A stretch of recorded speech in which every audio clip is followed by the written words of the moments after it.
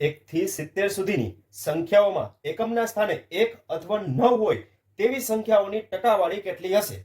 હવે અહીં એકમના સ્થાને 1 અથવા તો 9 હોય એવી 1 થી 70 ની વચ્ચેની સંખ્યા સૌપ્રથમ શોધી લઈએ. તો 1 થી 10 વચ્ચેની સંખ્યામાં જોઈએ તો કે એવી બે સંખ્યા મળશે કે જ્યારે એકમના સ્થાને 1 અને 9 હોય. એ રીતે 11 થી 20 ની વચ્ચે જોઈએ તો એમાં પણ બે જ એવી સંખ્યા મળશે કે 11 અને 19 જે એકમના સ્થાને 1 અને 9 હોય. તો આ રીતે 70 સુધીની સંખ્યાઓ જોશું તો એમાં ટોટલ 14 એવી સંખ્યા હશે કે જેના એકમના સ્થાને કાં તો 1 હોય કાં તો 9 હોય. હવે આની ટકાવારી શોધવાની છે તો કુલ સંખ્યાઓ જોઈએ તો કે 1 થી 70 સુધીની કુલ સંખ્યાઓ થાય 70 અને ટકાવારી શોધવાની હોય તો 100 વડે ગુણાકાર કરી દેવાના. હવે અહીં છેદ ઉડાડીએ તો 14 ગુણ્યા 5 એટલે 70 થશે. તો ઉપરથી 14 અને નીચેથી 14 ઉડી જશે તો 100% ભાગ્યા 5. તો 100 ભાગ્યા 5 કરશો તો 20% આવશે કે આ દાખલાનો જવાબ 20% થશે.